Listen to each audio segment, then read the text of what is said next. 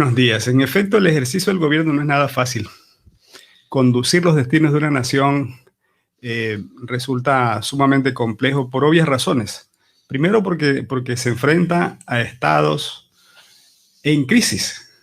Se enfrenta a estados donde su diversidad multiétnica, pluriétnica, o sea, que converge alrededor del pensamiento, también, pues, a ratos es como que difícil ponerse de acuerdo. Gobernar en un país donde se mueven muchísimos y tantos intereses, también resulta difícil gobernar.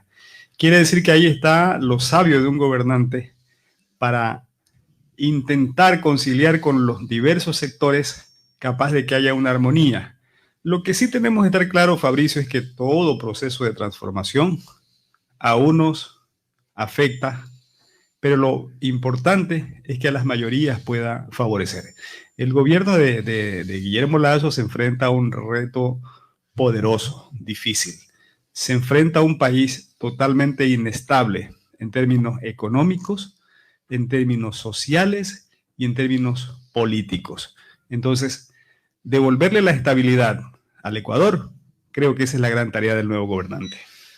Un trabajo bastante difícil, pero en todo caso él ha hecho un llamado y dicho: voy a gobernar, voy a dirigir este país con hombres así no hayan trabajado conmigo y que no sean de la tendencia del actual presidente. Sí, todos los gobiernos han llegado y han hecho esa convocatoria, han hecho ese llamado. Llamamos a los diversos sectores para que vamos a una conciliación. Pero el gobierno tiene dos caminos: hacer lo que hizo el actual régimen, acomodarse al sistema, quedarse ahí dejando que la corriente, la ola lo lleve, o tomar la decisión de hacer cambios, adoptar medidas. Y entonces, si decide el gobierno adoptar medidas, por supuesto que en ese momento va a tener serias confrontaciones. ¿Y qué son necesarias, Nelson, en este momento? Pues que son súper necesarias. A ver, el mayor problema del Ecuador es lo económico. Aquí no tiene sentido hablar de mejorar la educación, mejorar la salud, mejorar la vivienda. Eso es demagogia si es que el gobierno primero no habla de economía. Porque todo se resuelve a partir de la economía. Pero el Ecuador, ¿cuáles son las salidas económicas que tiene en este momento que no sea el préstamo internacional? Pues puede tener otras alternativas, pero a largo plazo. Entonces, en ese sentido, la primera medida del gobierno en este rato tendrá que ser ir hacia un plan de optimización de los recursos de los fondos. Mirar cómo hace crecer la economía en el Ecuador, cómo corta el gasto fiscal.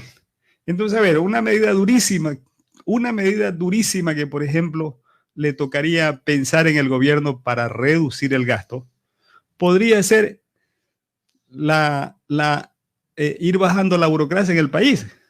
Pero eso al día siguiente se constituye en una medida antipopular, se convierte en una medida que indudablemente va a golpear a sectores porque tiene que ver con el empleo de la gente. ¿Y qué va a traer el problema? Inestabilidad incluso del propio gobierno. Si el día de mañana el gobierno decide mejorar su balanza comercial y el gobierno decide para mejorar su balanza comercial implica firmar tratados de libre comercio con la Unión Europea, con Estados Unidos, inmediatamente saldrán líderes de izquierda a decir que eso es neoliberalismo y a decir que eso es atentatorio, o sea, que es coherente con la política y el pensamiento de un hombre de derecha. Entonces, resulta como que difícil. Hay otro tema polémico, por ejemplo. Mire, el Ecuador paga más allá de $1.000 millones al año por concepto de subsidios, ¿verdad? El gobierno anterior pretendió eliminar los subsidios, pero eso le costó una guerra con los indígenas. Pudo haberle costado la caída. Entonces, aquí el tema es cómo concertar, cómo caminar desde la lógica a partir de ciertos elementos. Por ejemplo, el gobierno de Lasso, el bloque de Lasso, entiendo que lo que hicieron fue grandes acuerdos legislativos en pos de la gobernabilidad en el Congreso Nacional, y al día siguiente a Guillermo Lasso terminaron tildándolo de gobernar con Moreno y se lo utilizó mucho como un instrumento de política, de electoralismo. Entonces no es tan fácil concertar y ponerse de acuerdo, a pesar de que hay algunos temas que con mucha inteligencia el gobierno puede avanzar. A ver, yo veo que Moreno pretende vender con una urgencia pero increíble el tema de la refinería de Esmeraldas. Pero yo le aseguro, Fabricio, que si el gobierno desde una lógica le dice a los organismos internacionales, quiero 5.000 millones de dólares para una nueva refinería en mi país. Para invertir. Para invertir. En la refinería. Para inversión. ¿Quién no le da plata en el mundo a un Estado si es para invertir mucho más en un negocio tan rentable como el Ecuador? ¿Sabe usted qué ganaría con que el Ecuador sea el dueño de la industria? Ganaría primero de que ya no pagaría más subsidio, porque el Ecuador paga subsidios es porque la producción que genera no le alcanza. El Ecuador a lo mejor necesita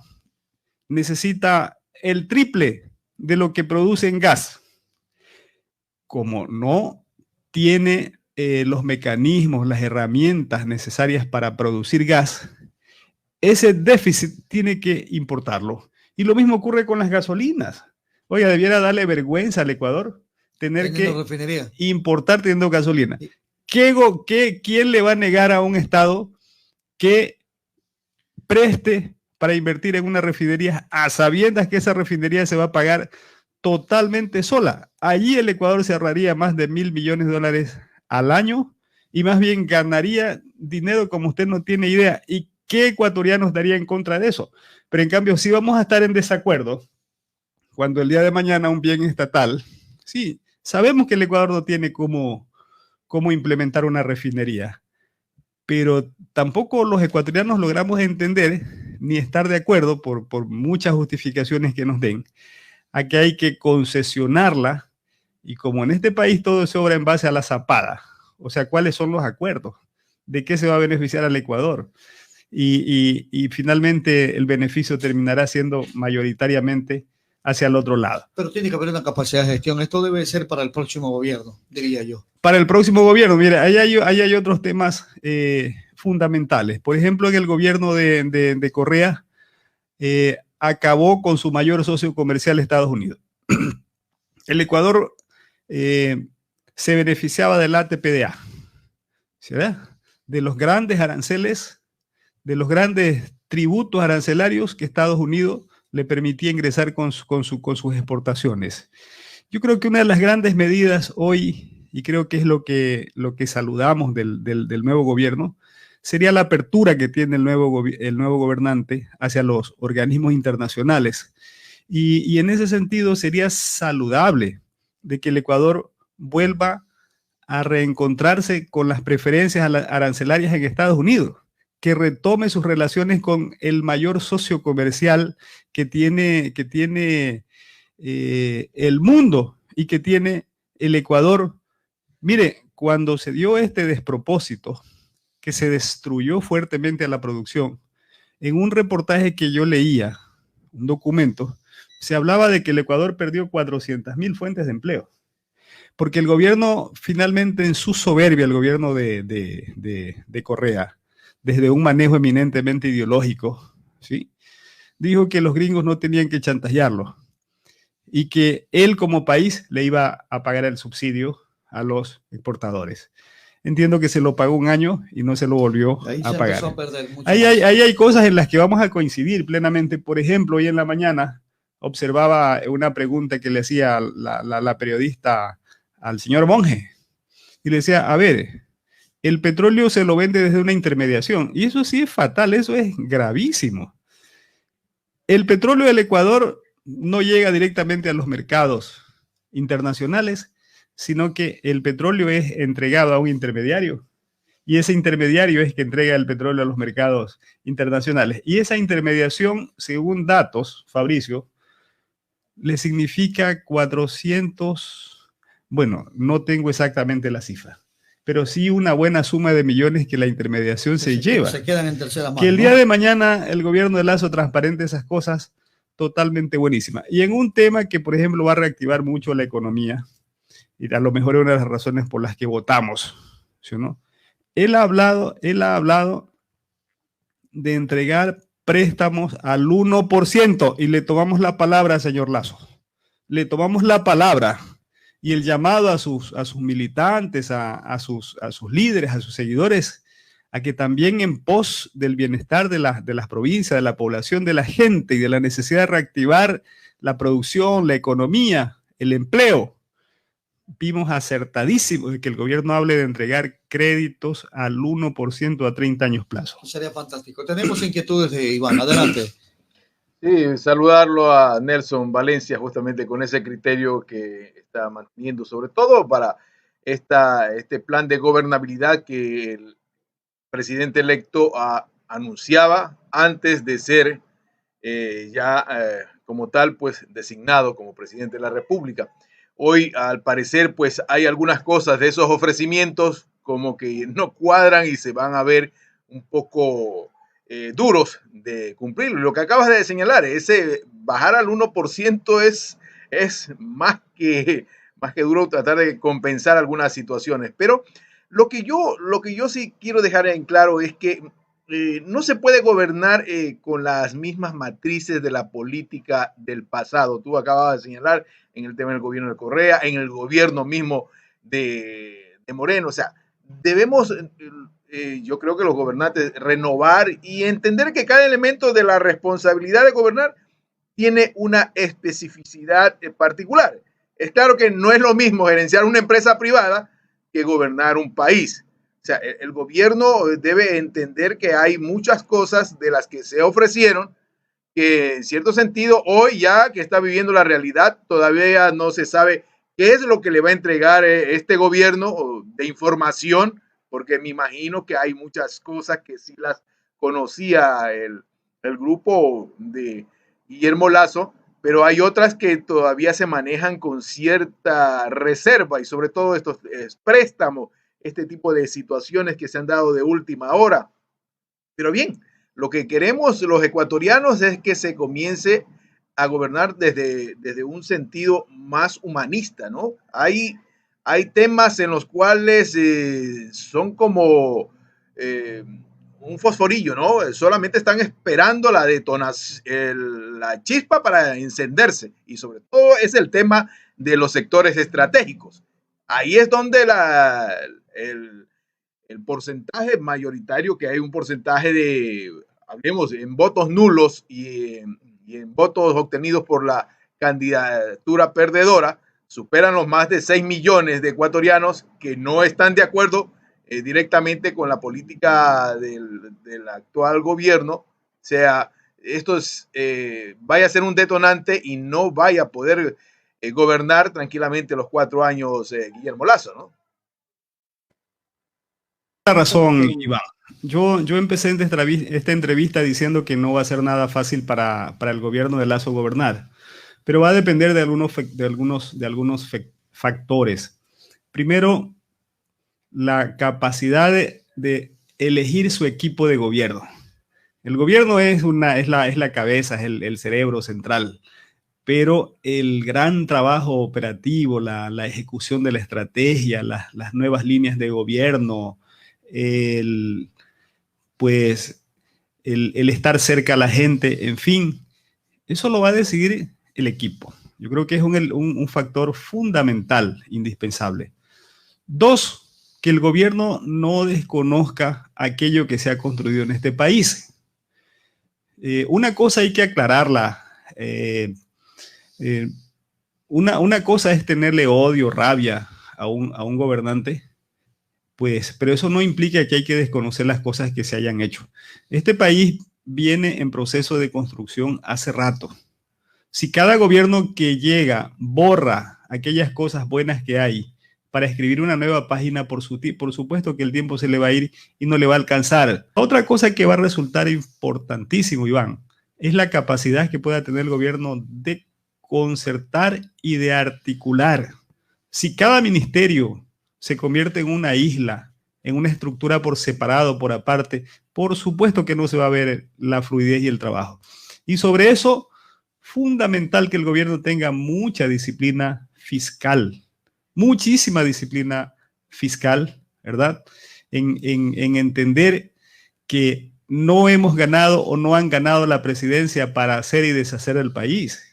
No han ganado la presidencia para mi usufructo personal, como generalmente es la mentalidad de la gente que gana, sino que se piense de que se ha ganado en función del país, en función del desarrollo. Y en ese sentido yo lo veo bien intencionado a Guillermo Lasso.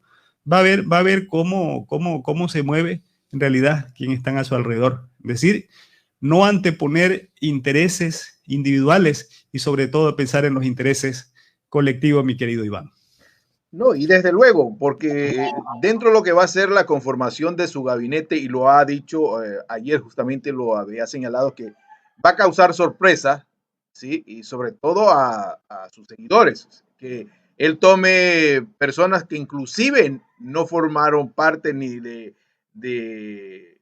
la gente cercana ni de otros sectores aliados, sino, decía yo, gente de tesis contrarias. No le sorprenda que de pronto vaya a estar en el ministerio, en uno de los ministerios de Guillermo Lasso, alguien cercano al grupo de Correa. O sea, no le vaya a sorprender eso. Entonces, lo que está atendiendo Puente, porque sabemos que con 12 legisladores, con 12 asambleístas, va a ser difícil esa tarea de gobernar, o sea, presentar leyes para que los grupos mayoritarios, hablemos del gran grupo de centro izquierda, que es UNES, el grupo correísta, la izquierda democrática y de Yacu Pérez, los dos últimos, que también están aspirando para las próximas elecciones, no van a entrar, digamos, a darle todo a mesa servida. O sea, esos son los aspectos que va a tener que jugarse dentro de este proceso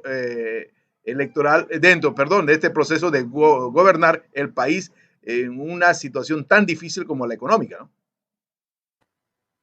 Le va a tocar demostrar en la práctica esa buena intención y ese espíritu de desprendimiento. En el Congreso Nacional, ahí tiene la Asamblea Nacional, ahí tiene la oportunidad. Por ejemplo, la presidencia de la Asamblea no la podrá tener, creo. A lo mejor las vicepresidencias tampoco. Entonces, ahí se consolida un verdadero cogobierno. O sea, pero si el día de mañana más bien se trabaja para intensificar las pugnas de poder, ahí sí que caminamos hacia unos profundos retrocesos.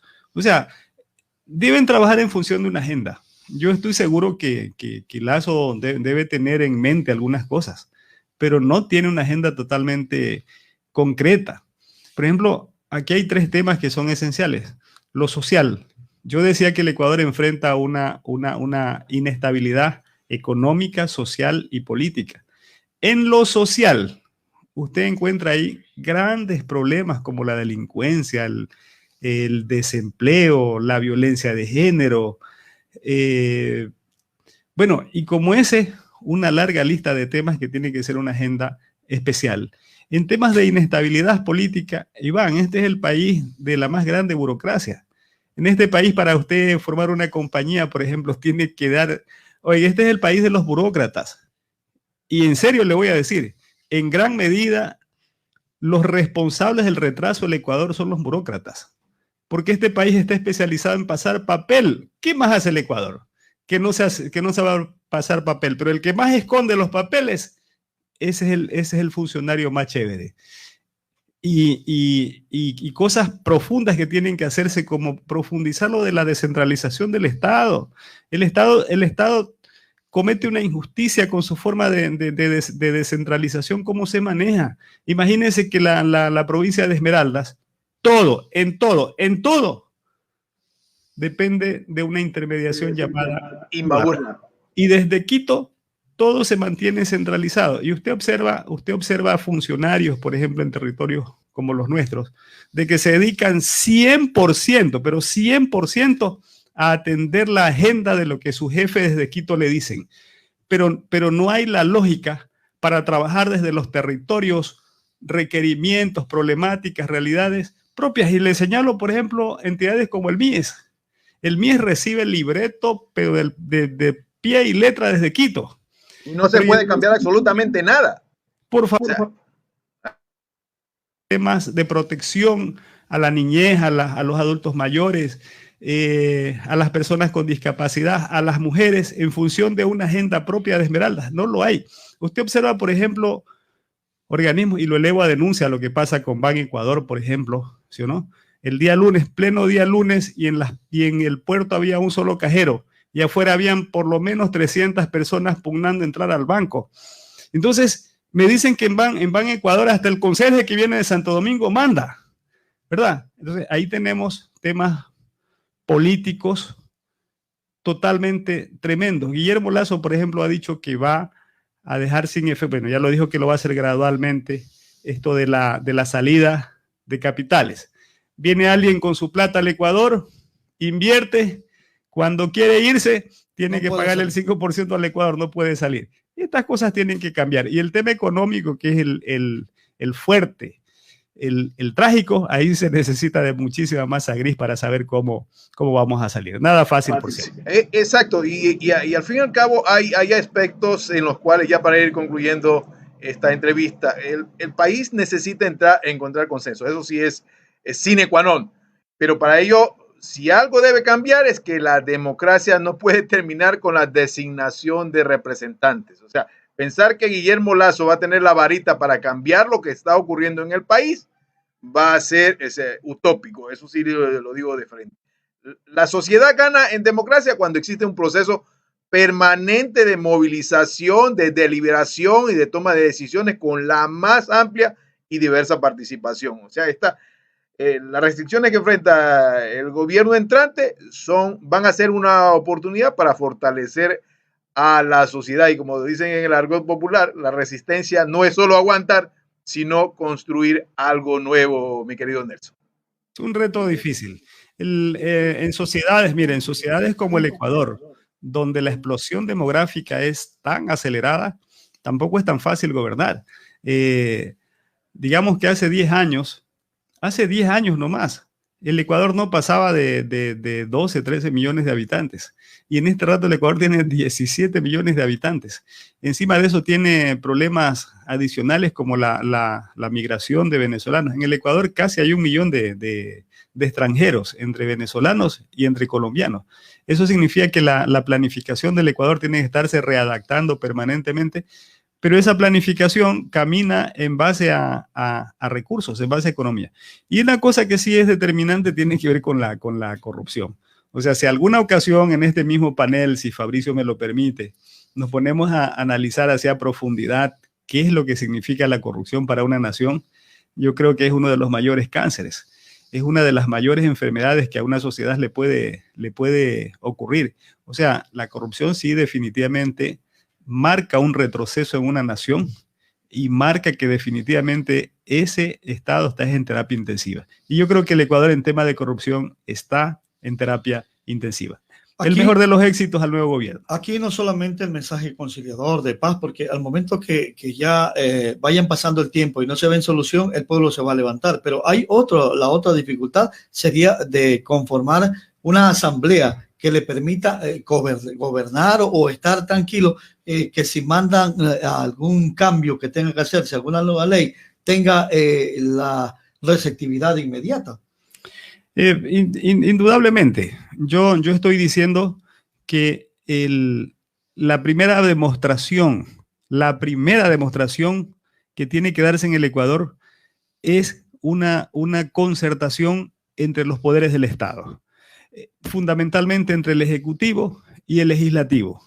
Si eso se da, si se siente que hay esa armonía en el Ecuador, por supuesto que se están dando unos avances, unos saltos extraordinarios. Y me parece que con el liderazgo y con la serenidad que ha demostrado Guillermo Lasso, con el desprendimiento que ha demostrado, sí lo veo con esa entereza, con esa capacidad. Y también he notado en muchísimos legisladores que tienen la intención, tienen el espíritu de ir a esos consensos y trabajar en función de intereses comunes. Por ejemplo,